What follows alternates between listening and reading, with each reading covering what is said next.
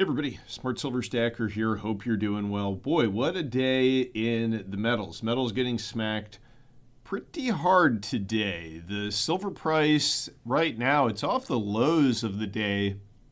And we're looking at the hourly chart here.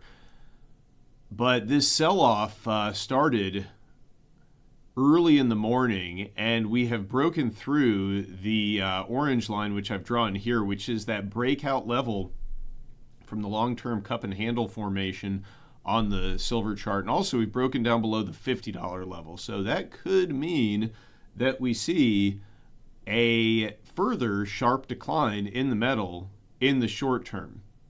I personally suspect we have bottomed.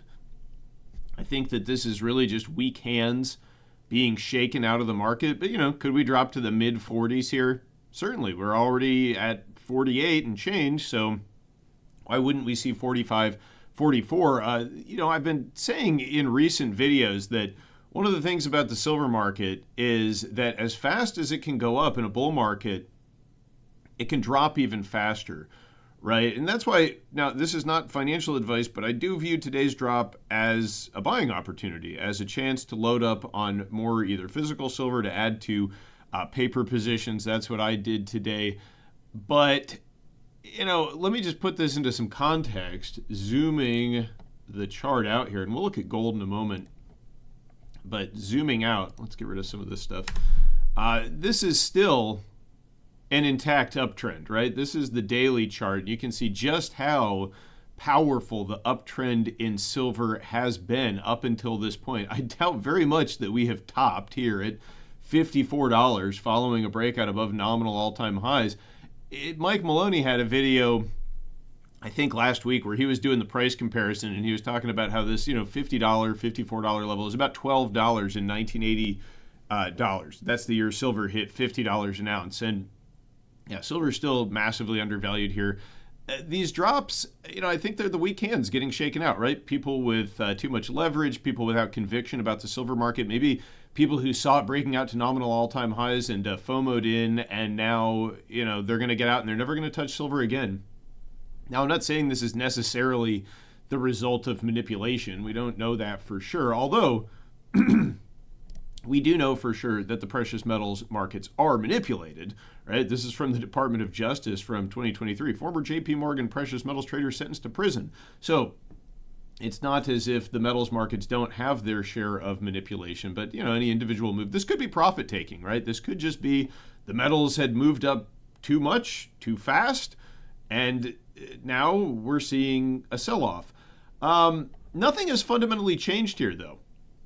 Like, what has fundamentally changed? Do all of a sudden we no longer need massive amounts of silver for the data center boom and for the electrification and for AI? Has the silver market suddenly moved into a physical surplus? No, we're still burning through 100 million ounces per year more than we have. And that's probably going to accelerate as the technology race, which requires a lot of silver, continues to accelerate. Let's look at gold. Now, gold here also getting smacked today. That's a big move in a day for gold. This is almost, I think, bigger than silver's move, not in an actual, individual comparison, like 7%, obviously bigger than 5%. But for the gold market to move 5% is pretty unusual. That's a huge daily move for gold. Silver can move a lot in one day because it's a small market, but gold is a big market. Gold, however, is hanging tough here above $4,000. I don't think we're going to visit $4,000 or lower on this pullback. Maybe we could drop down to that level, but I think that is probably the floor now for the gold price. Of course, anything could happen, right, in the short term. Long term, though, very little has changed. Internationally, it's not like everybody's clamoring to get dollars or U.S. Treasury suddenly. It's not as if the debt is slowing down at all. With $37.9 trillion and counting. FedWatch tool, CME FedWatch tool. Okay, October, it's pretty much locked in that we're getting another rate cut. In December, pretty much locked in that we're going to get another rate cut at a minimum, right? Assuming we don't have any kind of financial crisis between now and then, in which case there's going to be a lot more easy money. I want to talk about a dynamic in silver before we get back to this, the market action today. And by the way, I mean, look, it looks as if silver is already off the lows of the day. We may have already seen the bottom in this, but I want to talk about this dynamic I mentioned in a recent tweet. I said, has anyone else noticed this? 0.999 and 0.9999 fine silver are traded, so that's 4 nines fine. That silver is trading at a premium over junk silver right now because refiners are backed up after the retail rush to sell into record high prices. So one of the dynamics we've seen in this bull market when it comes to physical metal, and this might have some implications for what you might want to stack if you're going to buy this dip today, is that we've seen the retail investor rushing into this market to sell, right? I mean, it doesn't make any sense to me to take profits at $54 silver or $50 silver when I suspect we're headed to triple digits, but a lot of retail investors have seen this price increasing and they've gone and sold into the market. Now, what that means is that refiners who are melting down huge amounts of junk silver that the public are selling to them right now are backed up and they're not buying anymore, right? So what's actually at a premium right now is 0.999 silver and 0.9999 silver, similar to the stuff you see in this picture. And this is from the SD Bullion tour I went on. For anybody who's wondering, that's not my personal stack. Even if I backed up the truck, my truck is not nearly that big. So, the dynamic here is that 0.999 silver, the type that could be melted into like a COMEX bar, for example, or the sort of thing that they would use to back up paper contracts like a 1,000-ounce bar, those are trading at a premium because that's what they need right now. And stuff like 90%, which you can't melt junk silver down into a bar, you have to refine it first, right, to get 99.9% purity, and they have too much of it at the refiners. So a lot of refiners, I think they talked about this in a recent SD Bullion video, how the refiners are not buying junk silver anymore. So there's still some people making markets for it, like SD Bullion, they'll still buy and sell junk silver, but the refiners are not, and that's usually a lot of the demand. So right now, you can see over at SD Bullion, they actually have junk silver at spot price. And I don't even think you have to buy one of these $100 face bags. We can look at their deals tab, and they've got, let's see, rolls of junk silver. I don't know why the colors are all skewed like that. But they've got rolls of junk silver on sale at spot price. Now, if you go look at like a 100-ounce bar, for example, we've got the spot price right now at $48.86, and the price they've got here for a 100-ounce bar, $51.93. That's the best price. That's still about a $3 premium. So that's an interesting dynamic that 100-ounce bars, which is typically where you would think you would get like the deal, right, because you're buying a lot at once, those actually are trading at a premium to 90% junk silver. Now, personally, I like to buy things when they're cheap. Another thing that contributes to my desire to this is the finished part of the tweet. It said, "I'm taking the opposite side, stacking 90% while it's cheap. This dynamic will flip fast once retail floods back in, like it did after SVB failed." So that pretty much sums up the point here. Is that I like to buy stuff when it's cheap, and if you recall, in March 2023, when the banks started to fail, quite the opposite dynamic played out in the silver market. What you had was junk silver and silver eagles trading at this huge premium to 0.999 silver because what everybody really wanted was the most familiar stuff, the stuff that was suitable to use as money. You're not going to go down and barter with 100-ounce silver bar unless you're buying something like a house or a car. But if you just are concerned about the stability of the financial system, which I think is a valid concern, again, that number tells you why right there. You're going to want the junk silver, right? Or the silver eagles, the 1-ounce stuff. So right now, junk silver, very cheap. Eagles, their premium is rising too because, again, they're 0.999. So, that's none of this is financial advice, but I would be looking at adding to junk silver positions while it's cheap. You know that this is one of my favorite things to stack. And one of the reasons that I want to buy this even more, given the market dynamic, is because think about how much junk silver is getting melted right now. We already know that there's been a huge amount melted at previous bull markets. The same thing happened, by the way, back in 1980. I've talked about this in previous videos, where they were just melting, vast quantities of 90% coins, and the refiners got all backed up. And the same dynamic played out in the 1980 bull market, where 0.999 silver actually carried a premium just because there was so much selling of junk silver. But I suspect we will see the dynamic flip when it becomes clear, how much money printing is on the way. Powell recently announced that they were going to end quantitative tightening. The Fed's program of quantitative tightening is coming to an end soon, and I suspect that they will be returning to QE soon. Now, they haven't said as much, but it's going to take a crisis. We did see some regional banks last week begin to have some serious problems regarding bankruptcies, bad debt that they had on their balance sheet. It's pretty much the same thing that happened with SVB. It's some asset on a bank balance sheet. So with SVB, it was U.S. Treasuries that had lost value because interest rates had gone up and they had all this low-yielding government debt on their books that was losing value. Like if you had to market, the bank would basically be bankrupt. Well, now the problem is likely far beyond that. I mean, yeah, interest rates, I suspect, are going to go up again because they're printing so much money and they're selling so much debt. But it's not just that, right? We're likely headed to a recession. You're going to see other borrowers defaulting on their debt to these banks. The balance sheets are not going to look pretty. And that's why we're going to get a lot more rate cuts. We're going to get a lot more money printing. And that's why today's dip, even though from a technical perspective, that's not looking particularly good on the silver chart. That's why I say, maybe in the coming days we'll drop a bit further. It's always a possibility. But with the way that silver has been moving, I mean, look at this uptrend. The long-term uptrend is still certainly intact, right? I mean, we haven't even touched that trend line. Could we? Sure.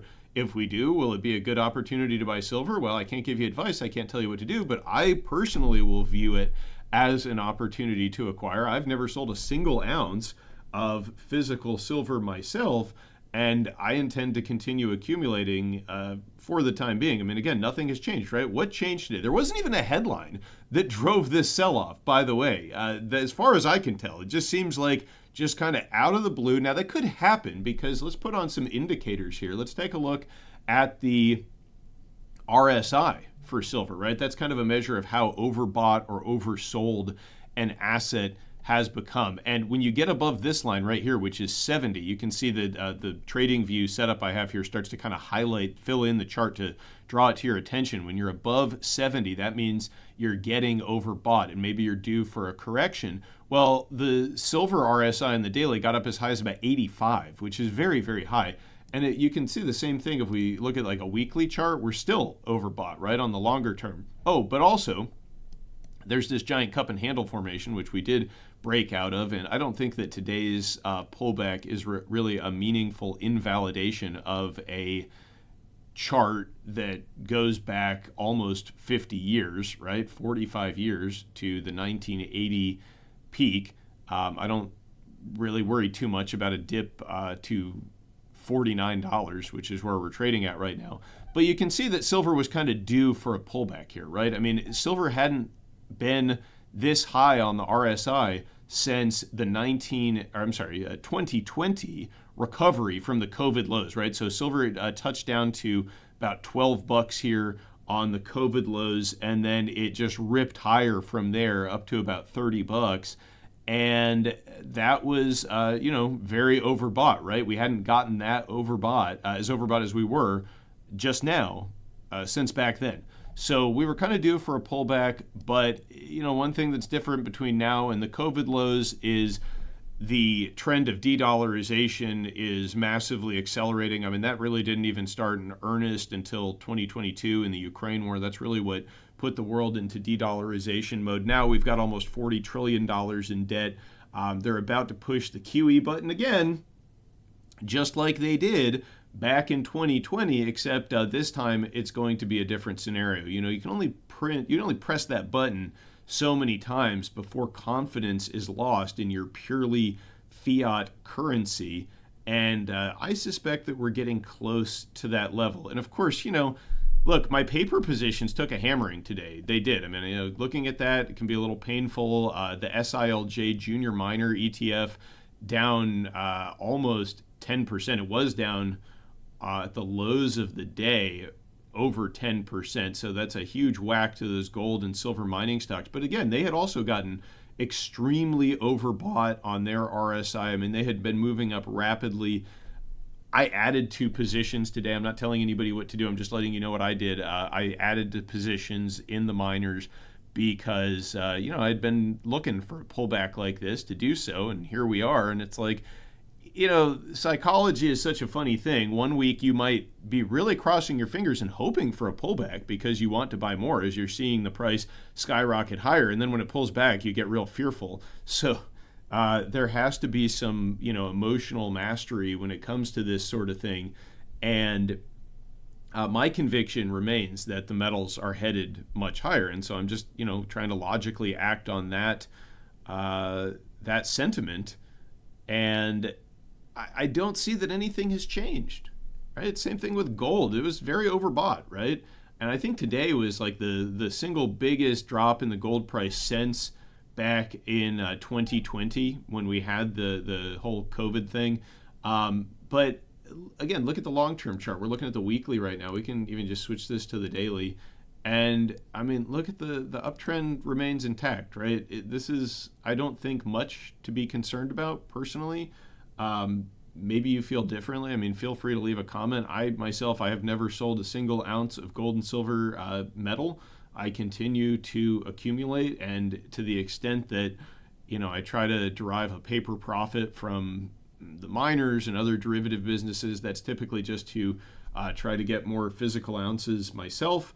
And, you buy the dips, right? That's what I've been doing. I was saying buy the dips, by the way. I was calling the declines in the silver price over the course of the past several years buying opportunities. And a lot of times I would be ridiculed for that over the course of the past several years. As we were watching in 2024, we had some pretty significant moves in the silver price starting in February of 2024. We were down at $22, which is pretty amazing. That's less than 2 years ago. And we saw this big run up, and then I was making videos. You can go watch videos from the time, like here we dipped to $27, this pullback here to 29. The whole time I was saying, like, look, this is a buying opportunity. And it's not because I'm trying to convince anybody of that. It's just what I was doing, right? I was accumulating physical metal on all of those dips myself. Again, I'm not telling anybody what to do. Maybe physical metal is not for you. Me personally, I like to hold assets that are outside of the digital financial system, assets without counterparty risk, assets that I view as perhaps the most undervalued assets in the world, and very finite assets that I suspect at some point here, when the writing on the wall becomes clear to everybody, they're going to be in very high demand. And the thing about, physical metal, like what we're looking at here, this drop, right? This is a drop in the price of a contract for silver, a paper contract. And that is correlated to physical silver at the moment. That's why you could go over to SD Bullion right now and buy some physical silver for cheaper than you could yesterday. But it's not like written into the laws of the universe that this price has to correlate to the price of a silver coin, right? In fact, we've seen many times over the course of the past several decades when those two prices have diverted fairly sharply. Like March 2023 is the most recent example when junk silver was trading for 50% over the spot price of silver, and a Silver Eagle. If you had a Silver Eagle and the spot price of silver was, I think around that time, maybe somewhere in the $25 to $30 range, let's say it was $30, you could probably sell your Silver Eagle for $55, $60. There was so much demand for physical. And right now, that's not the case, but we are in the midst of a major bull market in the precious metals. And look, in a bull market, one of the dynamics that you do see sometimes is that the days with the biggest movement are to the downside. But I think that the trend here remains intact, and thus far, the dips in the gold and silver market have been buying opportunities, clearly. Borne out just by zooming the chart out. I mean, was this dip a buying opportunity here where we dipped down to $30, under $30? That was the whole tariff fiasco there in April. Was that a buying opportunity? I think so. Is this dip a buying opportunity? Yeah, clearly, right? Because were significantly higher than that, even in a fairly short period of time. Now, even with today's pullback, we're still anybody watching this channel is almost certainly in the green, right? Unless you just bought silver for the first time last week, you're almost certainly your dollar cost average is in the green. To what extent probably depends on how long you've been doing this for, but I don't lose a lot of sleep over dips like today's when nothing fundamental has changed here. So, leave me a comment if you're watching this. Let me know what you think. Hey, also, I do want to say, this is important.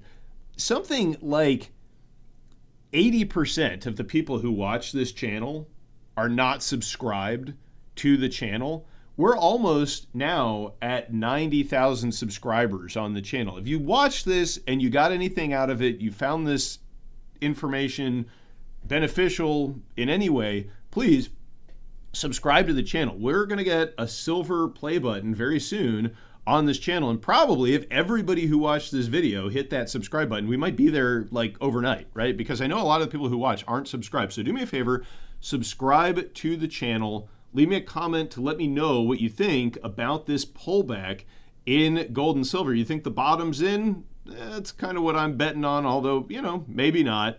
But I think the upside for the precious metals remains much more likely than not.